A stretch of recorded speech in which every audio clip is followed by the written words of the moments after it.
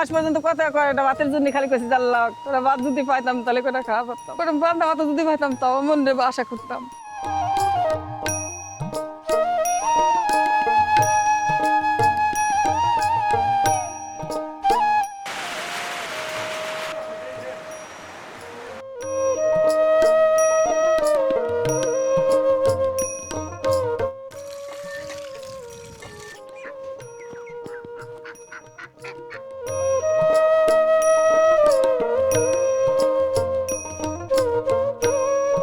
বাড়ি ছিল শিলুমপুর চরে, এখন আছে এই ডিপ চরে।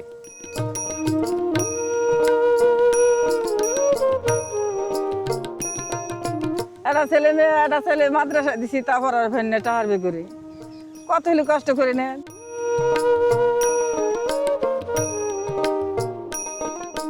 তোমরা বাড়ি ঘর ভেঙে তখন চলে যাও, দূরে চলে যাও, আমরা থাকতে দিন না, আমরা খেলা বাগান করুন।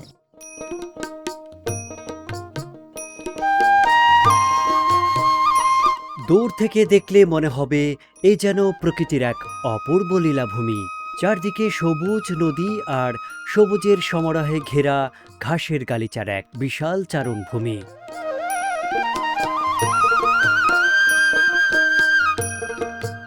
নির্জন এই চরের সৌন্দর্য যে কাউকে মুগ্ধ করবে। কিন্তু এই দ্বীপচরে যারা বসবাস করে তাদের জীবন কি এই প্রকৃতির মতো এতটাই সুন্দর? এখানে যারা বসবাস করে তাদের প্রতিটি দিন যেন বেঁচে থাকার এক নতুন পরীক্ষা। নদী ভাঙনে ঘরবাড়ি, জমিজমা আর সর্বস্ব হারিয়ে হরিহরদি, গঙ্গাদরদি, সেলিমপুর এবং জয়পুর সহ আরও বেশ কয়েকটি চর থেকে তারা এই দ্বীপচরে এসে মাথাগুজার আশ্রয় করে নিয়েছে।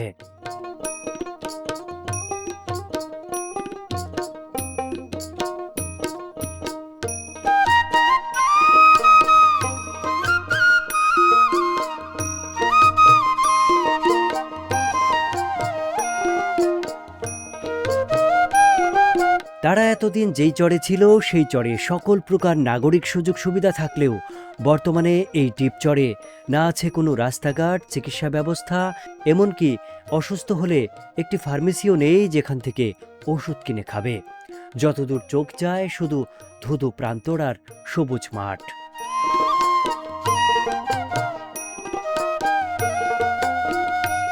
প্রকৃতির এই অপূর্ব সৌন্দর্যের মাঝে নদী ভাঙনে সর্বস্ব হারানো কিছু মানুষের গল্প আজ আপনাদের সামনে তুলে ধরব। এমন কিছু অব্যক্ত বেদনার গল্প যা এই চরের মানুষদের কাছে না এলে কোনো দিনই বোঝা সম্ভব নয়।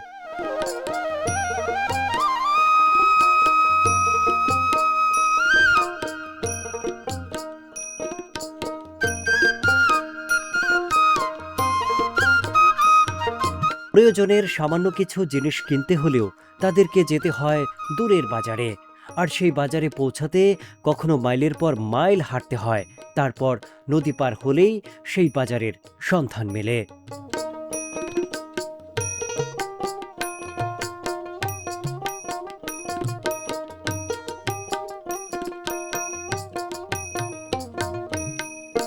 সবচেয়ে কঠিন পরিস্থিতি তৈরি হয় তখন যখন এই চরের কোনো গর্ভবতী মা প্রসব বেদনায় কাতরাতে থাকে, কারণ এই চরে অসুস্থ মানুষের জন্য কোনো চিকিৎসা কেন্দ্র নেই। তখন তার চিকিৎসা সেবা পাবার সুযোগ শূন্যের কোঠায় নেমে আসে। অনেক মায়ের চিকিৎসা সেবা পাবার আগেই তাদের জীবনের অবসান ঘটে।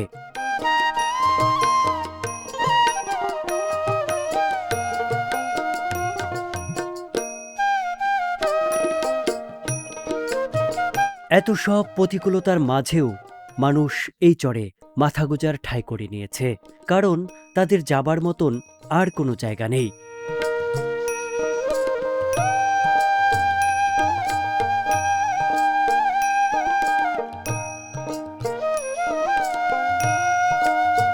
নদী তাদের একেবারে সর্বশান্ত করেছে। এখন এই ধুধু বালুচর আর এই সবুজ প্রান্তরের মাঝেই আবার নতুন করে বাঁচার চেষ্টা, একটি ঘর বানাতে, সন্তানদের বড় করতে আর নতুন করে জীবন শুরু করতে আবারও তারা ব্যস্ত হয়ে পড়েছে।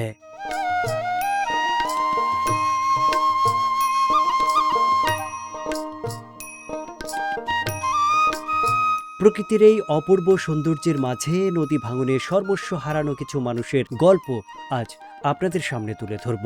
এমন কিছু অব্যক্ত বেদনার গল্প যা এই চরের মানুষদের কাছে না এলে কোনো দিনই বোঝা সম্ভব নয়।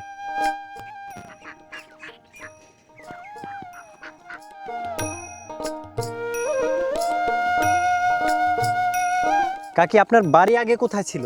আগে ছিল বাবুর মেয়ে কুলে নিতি। বাবুর মিয়ার কলোনি, এটা কোন হ্যাঁ। জায়গায় ছিল? এই তো এই সেলিমপুর চরে? সেলেমপুরি, হ্যাঁ। সেলিমপুর চরের পাশে ছিল? গোস্ত গ্রাম কয় ওটারে। ও, গুচ্ছ গ্রাম, হ্যাঁ মানে সরকারি কলোনি যেটা। হ্যাঁ, সরকারি কুলে নিতি। ওইখানেতে থাকতেন? হ্যাঁ। ওখান থেকে ওই কলোনি কি ভেঙে গেছে? হ্যাঁ, কুলনি ভাঙে না, আর অল্প একটু আর কি আছে, অল্প একটু থাকলে ভেঙে যাবি, বিটে ভেঙে যাবি। হ্যাঁ। আর কি মেলা মানুষের ভেঙে গেছে, বিটে বিটে ভেঙে গেছে না। আমাকে আর কি মনে হয় কাটাহানি নালা আছে মনে হয়, আজকে ভাঙছি নাকি জানি না। ও, তাহলে আপনারা এখানে আসছেন কতদিন যাব? আজ 15 দিন আছি আমরা। মাত্র 15 দিন? হ্যাঁ, 15 দিন। 15 দিন আগে এখানে বাড়ি করছেন এসে? হ্যাঁ। ও, তাহলে তো ঘর বাড়ি এখনো গুছাই নিতে পারেন নাই নাকি? না, গুছাই- আপনার ওইখানে আগে দোকান ছিল? হ্যাঁ, না ওই জায়গা দোকান ছিল না, এসে কি করে খামাই করি, কি ছোট করে এটা দোকানটা হ্যাঁ, দেই, আচ্ছা, এটা আচ্ছা। চাটা বেচলে আপনার হাজবেন্ড কি করে? এতে চাটা বেচে খায়। হাজবেন্ড কিন্তু কাজ করে না, আবার আর এক প্রতিবন্ধী। প্রতিবন্ধী? না, এমনি কাজ করে না দেখে প্রতিবন্ধী বলছেন? প্রতিবন্ধী, তাও অ্যাক্সিডেন্ট হয়েছে, তা প্রতিবন্ধী না দেখি কমি। কিভাবে অ্যাক্সিডেন্ট হয়েছে? গাড়ি গাড়িতে অ্যাক্সিডেন্ট হয়েছিল। ভাঙছে হাত পা কোথাও? হ্যাঁ, ভাঙছিল এনে ভালোই সিটি আটা পারে এনে ভালোই এনে আর কি। এই জন্য কি বুঝাটা জানি আটা পারবি না এই।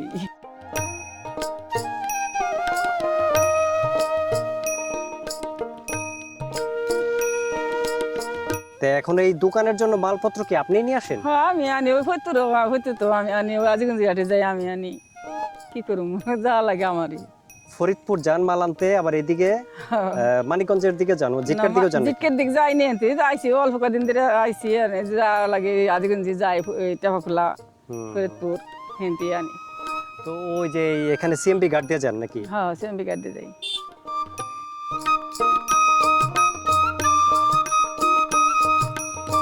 সেমবি কাটতে যাওয়া লাগে, আমরা গরিব মানুষ ভাই, আমাকে করে খাওয়া লাগবো, সপ্তাহে করে খাওয়া লাগবো, কাজকর্ম করে খাবার নিয়ে সপ্তাহে তো করে। এখানে দোকান কিরকম চলে, কিরকম দোকানপাট বেচা কিনে হচ্ছে? চাটা বেছে একটু ভালোই আর কি। যেহেতু অনেকগুলো বাড়ি ঘর আছে, কেউ তো আর দোকান দেয় না, আপনি একলাই প্রথম আমাকে দিয়েছেন। একলাই। হ্যাঁ, তো লোকজন বাধ্য হয়ে আপনার ওখানেই খায়? হ্যাঁ। এমনি চা ছাড়া আর কি কি বিক্রি বাজার করছেন? ঘাটে যাওয়া লাগতো, ফাঁকে যাওয়া লাগতো, পানি না হইলে তো ফাঁকে যাওয়া লাগতো, এনে তো পানির দিন থেকে যাওয়ার হট নাই। এই দিন আর কি আর নিয়ে আমাকে বাড়ি দেওয়া সবাই মিলে মারতে বেড়া সবাই কিছু।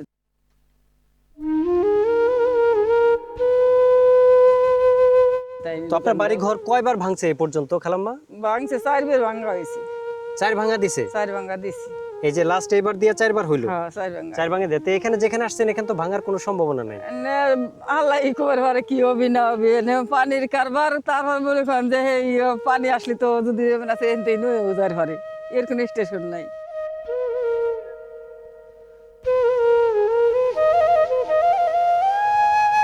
কাকা, আপনার বাড়ি আগে কোথায় ছিল? আগে বাড়ি ছিল সিলমপুর চরে।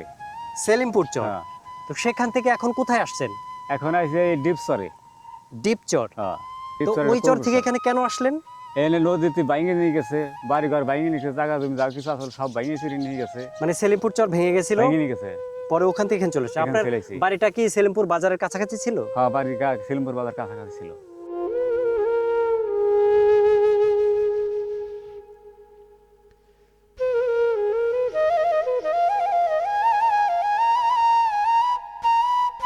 ওই চরে থেকে এই চরে আসলেন নদী ভাঙার কারণে? হ্যাঁ, বাজার নদীতে ভাঙে নিয়ে গেছে, বাড়ি গাঙ্গের ভাঙে নিয়ে গেছে, এই জায়গায় আইছি। তো এখন এই চরে এসে ভালো আছেন না আগে ভালো ছিলেন? মানে এই আগে একটু ভালো ছিলাম, এখানে আইসা ওই জায়গা জমি যদি বাড়ি ভাঙে দিলে অভাবই। অভাবী। এখানে মূলত হ্যাঁ। কিভাবে সংসার চলে আপনার? কোনো রকম চলতেছে সংসার। কোনো রকম করে চলে? হ্যাঁ। কি কর্ম করেন? এই আমার যে এই পরের দিই, মানুষের ক্ষেত খামারে কাজ করেন? মাঠে খাটতে হয়। নিজের জমি জমা আছে কিছু? নাই, জমিও নাই। নিজের জমি জমা নাই। মানুষের জমি জমাতে কাজ করে কোনোভাবে সংসার কোনো চলছে? সংসার ঠিক রাখছে আর কি।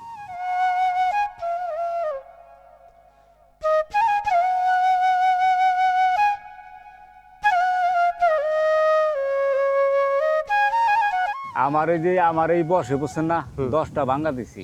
10টা ভাঙা দিছেন? হয়, 10টা ভাঙ্গা দিছি। কোন কি?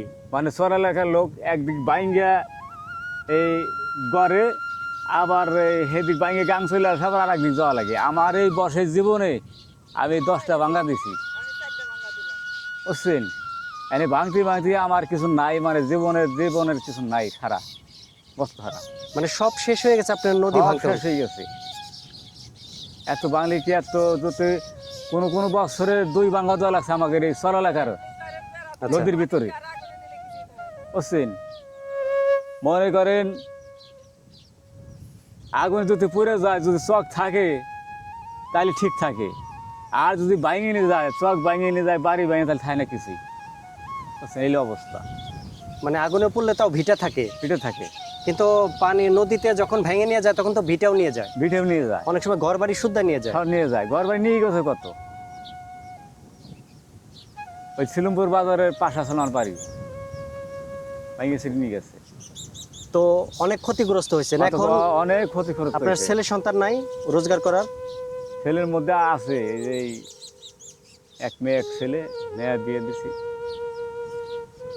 আচ্ছা। 15 মাস কি বাইশ আছে।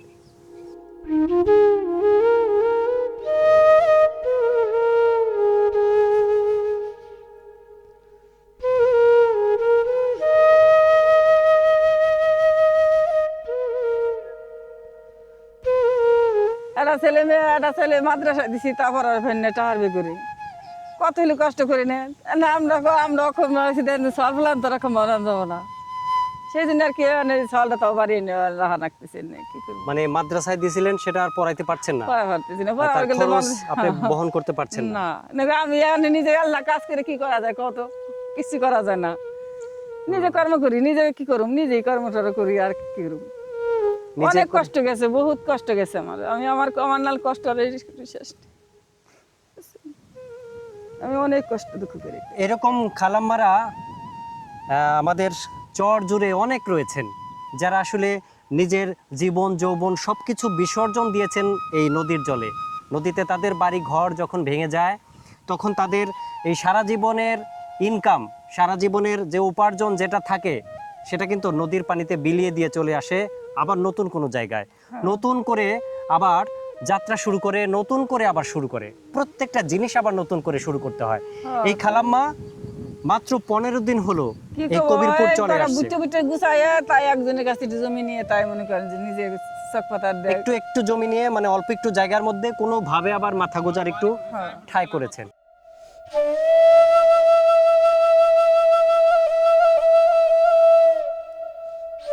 খালাম্মা কিন্তু একবারে সব কিছু শেষ করে এই চরে এসেছেন মাত্র 15 দিন হলো। এই 15 দিনের মধ্যে এখানে এসে আবার নতুন করে ছোট্ট একটি দোকান শুরু করছেন, কারণ কি করবো, করে তো এখানে খাওয়া তার কোনো লাগবে। কর্ম নেই। তার যে হাজব্যান্ড রয়েছে সেও বিকলাঙ্গ, অর্থাৎ অ্যাক্সিডেন্ট করে তার হাত পা অনেকটা বিকলাঙ্গ, তেমন কোনো কাজ করতে পারে না। তাই তো তার যে মাদ্রাসা পড়ুয়া যে ছেলেটি রয়েছে, সেই ছেলেটিকেও পড়াতে পারছে না বলে মাদ্রাসা থেকে নিয়ে মাঝখান ধরে নিয়ে আইছি, আমি কি বাড়িতে করবো? নিয়ে আসছে। এই পড়ার যে খরচ, সেটা তিনি আর বহন করতে পারছেন না, সেটা একদম অপারক। কারণ পেটের ভাত আগে নাকি আগে শিক্ষা? কারণ আমাদের যে মৌলিক চাহিদা যেগুলো রয়েছে, তারই তো খাদ্য, দিল, বস্ত্র, নেতা বাসস্থান, আছে। শিক্ষা এবং চিকিৎসা, তার মধ্যে সবার প্রথম হলো খাদ্যটা, মৌলিক চাহিদা। খাবারের যোগান হলে তারপরে মানুষ বস্ত্রের যোগান করে, কারণ মানুষ তো উলঙ্গ থাকতে পারবে না। খাবারের পরেই মানুষ বস্ত্রের চাহিদা মেটায়, তারপরে শিক্ষা, তারপরে চিকিৎসা। এই যে বিষয়গুলো, তারা মৌলিক চাহিদা পূরণ করতে হিমশিম খাচ্ছে। তাই পড়াশোনাটা কিভাবে করাবে? আপনাদের কাছেই এর প্রশ্নটা রেখে গেলাম, আপনারা কমেন্টে জানিয়ে দিবেন খালাম্মা কিভাবে চলবে তার বাকি দিনগুলো, কিভাবে যাবে তার জীবনের বাকি দিনগুলো, কিভাবে যাবে, কিভাবে কাটবে তার সংসার, সেটি আপনারা কমেন্টে জানিয়ে যাবেন আশা করছি।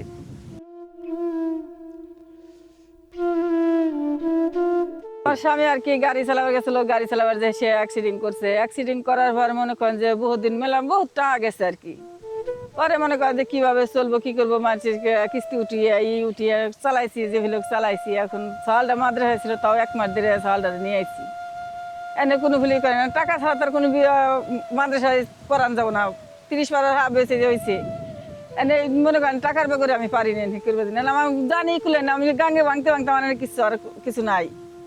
এনে আমার নাই একটা বুই খেত করলাম, নাই কোনো একটা জিনিস, নাই একটা ফসল, নাই কোনো জিনিস। নিজে চক পাতার ঘুরে ফেরা করে কেটে খাই, কি করবো এবার লজ্জা শরমের কথা কি পেটে যদি খিদে লাগাছে ওই রাজা কোনো লাভ নাই। তা আমি ওই যে চক কথাতে কটা বুটে বুটে কুড়া এটাই তাই দিয়ে যে একটু জমি রাখছি 10,000 টাকা দিয়ে যে একটু জমি রেখে তাই রয়েছি, এই আর কি। অনেক কষ্ট করছি, দুঃখ করছি, কত 3 মাস পর্যন্ত কত কয়টা ভাতের জন্য খালি করছি জাল্লা করে ভাত যদি পাইতাম তাহলে কটা খাওয়া পারতাম, করে বান্ধা ভাত যদি পাইতাম তাও মনে আশা করতাম। অনেক কষ্ট করছি, দাঁতে কামড় তো থাই হে আল্লাহ যে হিরো নিজে খাইটে উঠে মাটি কাটছি ই করছি, রাস্তা রাস্তায় মাটি কাটছি, বাড়ি বাড়ি মানুষের মাটি কাটছি, আল্লাহ গেলে আমি সেভাবে খাইতেছি। এখন আর কোনো ই করার কাজে নেই, এখন গাঙ্গে ভাঙতেছেন কই কি তাই নিজে কর্ম করে খাওয়ানো, তাই ছোট্ট করে চার দোকান দিছি, সবাই মিলে মারতে বেড়া কইছে এটা চার দোকান দাও আমরা সবাই চলবো, তাইলে তুমি চলে খাবার পারবা, পেটে তো কটা দোয়া লাগবো তোমার, তাই বুঝে আর কি আমি করতেছি। আমার নাই কিছু, আজ যে আমি ঘরে যে আমি রানবো সেই চালটুকু আমার ঘরে নাই।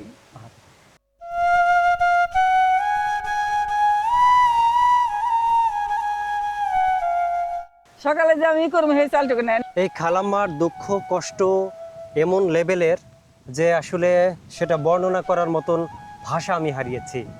খালাম্মা খুবই মানে মানবেতর জীবনযাপন করছে, একেবারে একজন মহিলা মানুষের উপরে যখন সংসারের দায়িত্ব এসে পড়ে তখন সে দিক বিদিক জ্ঞান শূন্য হয়ে পড়ে। বাড়িঘর ফেলাতে চাতালেও কাজ করছি, চাতালে কাজ করে মনে করে আগুনে আর সহ্য হয় না দিয়ে পরে আসি বাড়ি এসে সওয়ালদার মানুষ করছি খালি চাতালে থেকে আমি ধানের চাতালে কাজ করছে। হ্যাঁ ওই কানাইপুর কানাইপুর ফরিদপুর। হ্যাঁ কানাইপুর যায় মানে ধানের চাতালে যায় কাজ করছি, পরে আগুনের রোদে সহ্য হয় না দিয়ে পরে নিজে একটু অসুখে পড়লাম, আবার হার্টের সমস্যা হইলো, তারপর মনে করেন যে আর পারলাম না, পূজা টেনে তরি করে না তো পূজার কাম সব কিছু, পরে এসে চলে আসি বাড়ি এসে যে এনে এসে চক পাতা দিয়ে একটু করে কেটে খাই তাই।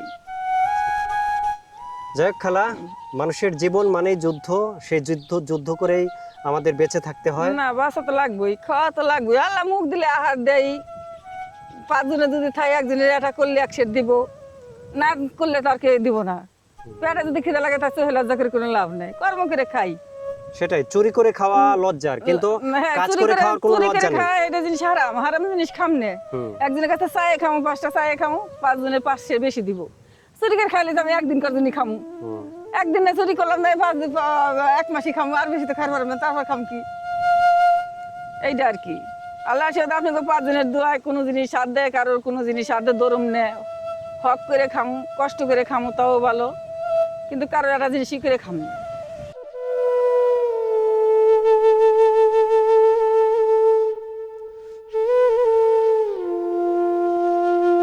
তিল তিল করে গড়ে তোলা বাবুই পাখির বাসা যেরকম গাছ থেকে ঝড়ে পড়ে ছিন্ন ভিন্ন হয়ে যায়, তেমনি এই চরের মানুষের বাড়ি ঘরগুলো প্রমত্তা পদ্মার ভয়াল গ্রাসে নিশ্চিহ্ন হয়ে যায়, হারিয়ে যায় তাদের শত কষ্টে তৈরি করা আবাসভূমি।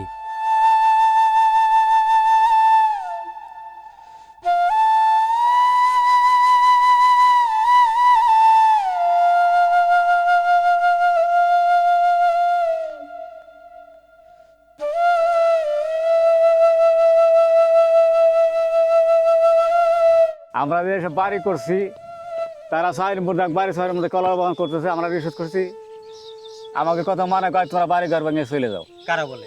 এই জমেলারা, মানে যারা কলা বাগান করছে। হ্যাঁ, মানে আপনারা গরিব মানুষ, এই জন্য আপনাদের কথা শুনছে না, শুনছে না, আপনারা না করছেন তাদের, তাকে না করছি। যে চারদিক দিয়ে যদি কলা বাগান করেন আমরা ভিতরে কেমনে থাকবো? কেমন থাকবো মানে এই যে রাসুল বাইরে, তারপরে মশা মাছি পোক মারি চোদ্দা হইতে নানান দেড়া ভয় ভাঙ্গা, হ্যাঁ মেলা সাপ মারছি রাসুল বাইরা, তারপরে ওই তাকে মানা করি যে আমরা দেখেন আমরা বাড়ি ঘর করছি, গরিব মানুষ গাঙ্গে ভাঙ্গা মানুষ, আমাদের বাড়ির একটু সাইড দিয়ে তফাৎ দিয়ে একটু কেলা বাগান করেন, এখন আমাকে বাড়ি যাইতে কেলা বাগান করতেছে, মানা করি তারা ফিরে না, তোমরা বাড়ি ঘর ভেঙে তফাৎ চলে যাও, দূরে চলে যাও, আমরা থাকবে দিন না, আমরা কেলা বাগান করুন, বুঝছেন?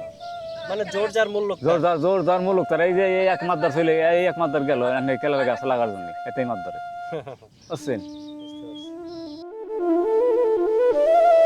আজকের মতো এই গল্পের এখানেই ইতি টানলেও এই চরের মানুষের জীবনযাপনের এমন কিছু চিত্র আগামী পর্বে প্রচারিত হবে যা চরের মানুষের জীবনযাপন সম্পর্কে আপনাদের ধারণাই পাল্টে দেবে। তাই তো আগামী পর্ব দেখার আমন্ত্রণ জানিয়ে আজকের মতো এখানেই ইতি টানছি। আল্লাহ হাফেজ।